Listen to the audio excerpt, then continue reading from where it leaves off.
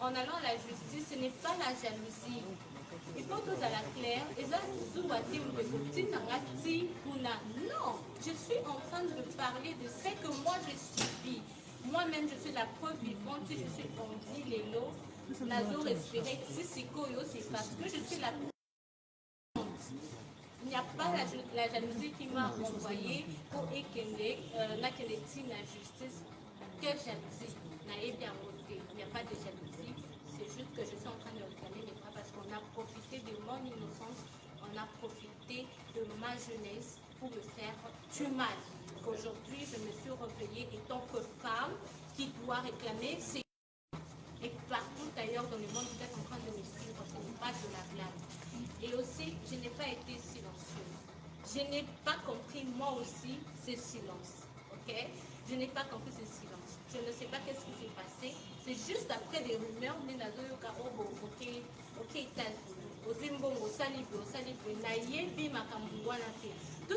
toutes les personnes qui m'accusent par rapport à tous ces faits que moi, la Zimbongo, la voyagé,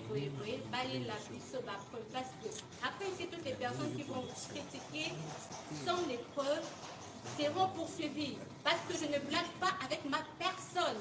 Je ne suis pas une femme folle pour aller en justice. C'est parce que je sais ce que je suis en train de dire. Et surtout sur l'avortement forcé. C'était sous la drogue, s'il vous plaît. Et si j'étais morte, on allait aujourd'hui, Eliane. Aujourd'hui, Eliane, la famille, non.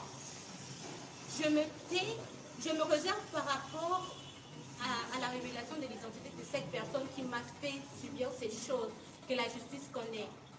Que je suis allée accuser à la justice à Yébi que des choses que je suis en train de dire est vrai. J'ai des choses en moi, dans mon corps, que je ne peux pas vous expliquer. Il faudra quoi? Que j'enlève mes habits pour que vous compreniez ce que je suis en train de vivre, pour être avec vous dans les maisons, pour comprendre ma douleur, tout ce que je suis en train de vivre, que mes parents, ma famille, quoi endurer et me fortifier tout le jour. Vous ne savez pas ce que moi je vis. Voyez, Bibi Nanga, actualité, si je suis dans les pleurs ou pas. Vous ne savez pas, mais j'en souffre. Et je suis en train de parler à toutes les femmes qui connaissent et à cet homme-là, Moïse Mbiye, que j'appelle Papounet, que tout le monde à l'église savait. Si je suis une menteuse, ai le droit, ce courage de le dire devant la population que ce que je suis en train de dire est faux et apporte-moi les preuves. Apporte-moi les preuves parce que tout ce que je dis, je suis une femme, j'ai encaissé, mais là je n'en pouvais plus. Je n'en pouvais plus. Je suis en insécurité. Ma sécurité n'est pas garantie. Je suis en insécurité totale parce que je ne circule plus. Je circule avec des difficultés comme j'étais avant. Non, je ne circule plus ainsi. Je dois être accompagnée des membres de ma famille. Parce que je ne suis pas en sécurité. Et le danger est que la zone, chaque famille n'a pas en danger. Par rapport à l'événement, une chose que lui-même sait, la conscience sait, Dieu sait, et nous deux, nous les savons. Nous savons, c'est lui-même, c'est ce qu'il m'a fait.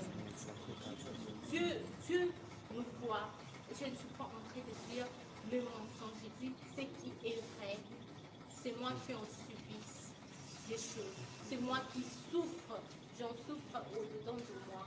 Mon ventre n'est pas du tout bon. On doit vérifier ma santé. Si je dois encore concevoir ou pas, naïveté. On doit me consulter, on doit voir ce qui se passe. La drogue là, je ne sais pas ce qui s'était passé après pour que nous sous la drogue.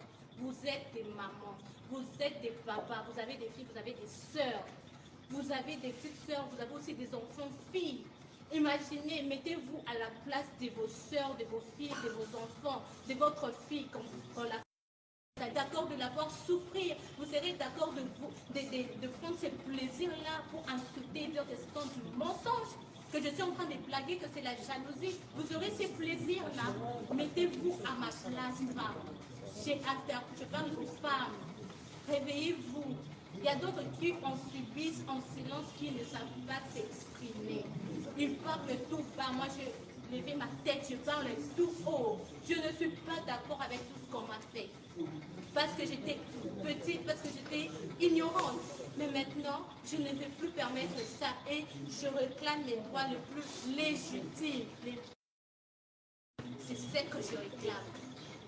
Maman Eliane, dans la caméra, Moïse Ndiye atelemi liboso na yo. Na nyonso oyo asali yo. Ayaki na vie na yo lokola pasteur, lelo asali yo makambo. Tala caméra, ye liboso na ye, lancez-les messages à yoka esika sali. Bon, je voulais, avant qu'il me réponde, la dernière question. Dernière question. Évitons de revenir à des questions. Vous avez déjà posé des questions pour nous.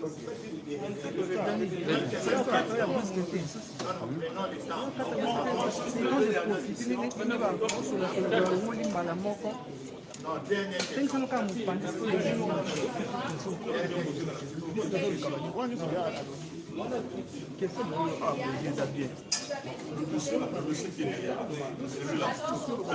S'il vous plaît, mettez peu de l'ordre. Pasteur Moïse Ndiye, est-ce que vous êtes d'accord ou content de garder toujours votre identité d'être chrétienne ou bien vous changez d'identité parce qu'il faut qu'on se le dise, votre histoire de changer particulièrement, pour son sein de l'État du sous vu un comportement et à ma salle.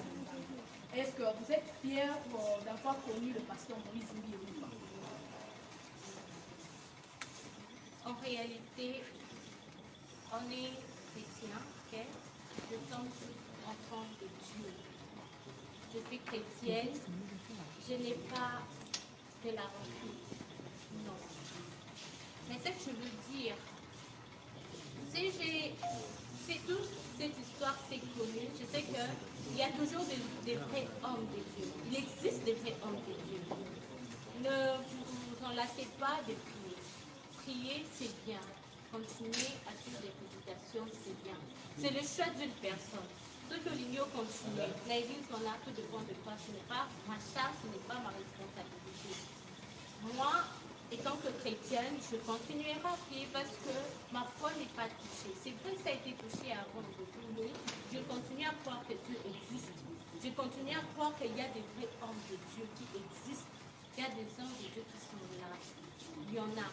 Ça, je continue à croire. Et vous aussi croyez. Parce que je ne suis pas venue pour déranger la chrétienté. Non, non. Je ne suis pas là dedans. Tout ce qui est chrétien, église, je n'ai pas touché à ça. Parce que c'est sacré. C'est sacré. Tout ce qui est église chrétienne est sacré. Je n'ai pas touché à ça.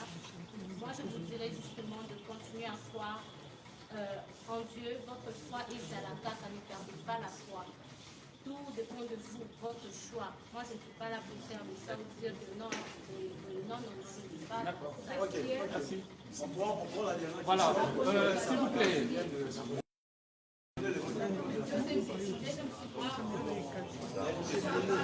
Voilà, merci de la parole. L'affaire a été alimentée par beaucoup de rumeurs et presque un peu nous a conduit dans un monde sensationnel où chacun voudrait ponctuer à sa manière l'histoire, votre histoire. Ma question est de savoir, l'affaire est déjà en justice, succinctement, sans nous attarder à ce que les différents médias diffusent, à quelle étape nous sommes exact, vous êtes dans cette affaire? Ça, c'est la première question. Vous allez revenir succinctement. Et quels sont les faits que vous reprochez à Pasteur Moïse Ndiye? Et la deuxième question, ce sera de savoir, en m'appuyant sur votre sens chrétien que je sens que vous conservez encore, est-ce qu'il n'y a-t-il pas une possibilité de voir finalement un arrangement à l'amiable pour qu'on ne revienne pas sur ces scénarios qui vont revenir chaque jour, parce que je sais que de l'autre côté, ils vont réagir encore. Est-ce qu'il n'y a pas moyen de revenir sur ces côtés chrétiens-là pour que finalement l'affaire soit résolue en famille? Je voulais te répondre à madame.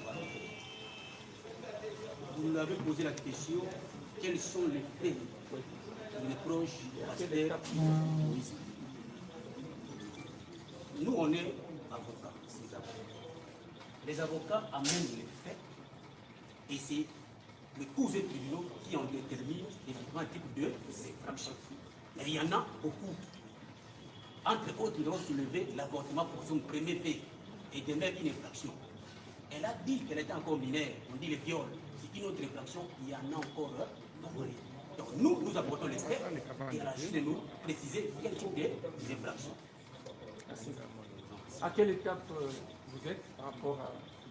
Les dossiers entre les mains du procureur général pour la Cour d'appel de Gombe. Donc on attend la dernière confrontation et nous donnons toute confiance à la justice congolaise parce que l'état de droit existe. Okay. Pour compléter un peu le confrère, c'est la question que vous devez poser, de savoir là où nous sommes présentement. Vous devez comprendre d'abord qu'il y avait eu la grève de magistrats, chose qui nous avait un peu bloqué. Et après la grève, nous nous confrontons à la situation que nous avons aujourd'hui du coronavirus. Donc là, au niveau du papier, il n'y a que les services minimums.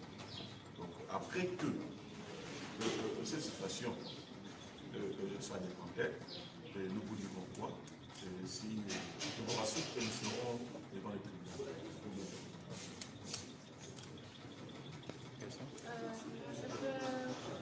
L'espoir. Vous avez parlé de la chrétienté. Il y a eu un responsable de toutes les églises qui jouait la médiation entre les deux familles.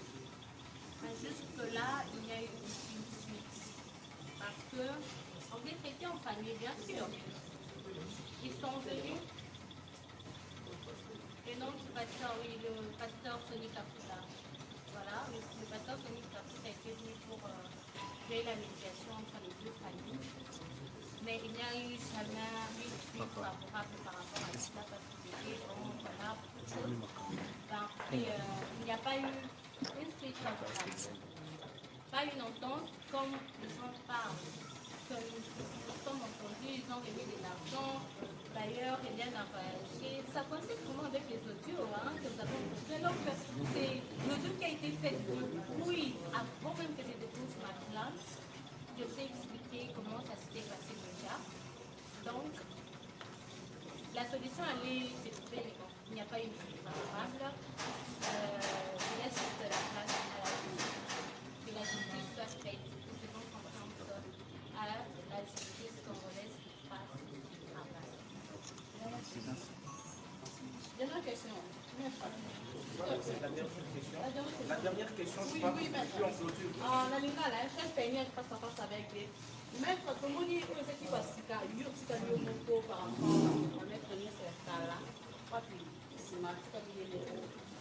Pour éviter de se n'est pas des coups, pour voir que l'on peut la faire. Merci quand même parce que la question est destinée. S'il faut que je revienne d'abord à Robaki, un avocat, quand tu défends ton client ou ta cliente, il faut le faire avec amour. Déjà, ça répond quand même à ma prescription à ce type d'avocat. On a pris serment de ça là-bas, devant la juge et puis devant le conseil de l'ordre. Il y a des règles d'éthique pour avocat de ce cas à donc quand tu viens faire le business dans cette profession, tu dois te faire un mauvais avocat. Et nous, par contre, moi, ce n'est pas que Nazali expert ou mieux intelligent que les autres, mais je ne me suis pas senti à l'aise dans ma combine. Donc nous sommes là pour défendre la pauvre dame, c'est ma soeur. Certes, je suis avocat, mais je ne peux pas me donner la peine au côté de la combine, mon rôle pour discréditer ce que je suis et suivre mon image. Merci beaucoup. Alors, pour tout le monde qui a suivi cette conférence de presse, je remercie d'abord à la presse d'avoir répondu à notre appel et ensuite à toutes les personnes qui ont suivi cette conférence. Je vous dirais justement de respecter par rapport au coronavirus, de respecter les règles de prévention. Protégez-vous, restez chez vous, protégez vos familles si vous voulez aussi protéger les autres. Le mieux c'est de rester chez vous, soit de vraiment respecter ces règles de prévention. Et sur la vie chrétienne, continuez à croire à Dieu. C'est la seule personne qui fortifie, c'est seule personne qui donne encore de l'espoir. Même quand il n'y a plus d'espoir, même quand tu sens que c'est fini pour toi, c'est la seule personne qui peut te montrer l'avenir, te dire voilà, ton avenir c'est ça, il peut tout changer. Alors soyez fidèles à vous-même, soyez fidèles à Dieu, soyez sereins, soyez bien, priez, restez chez vous, confinés. Alors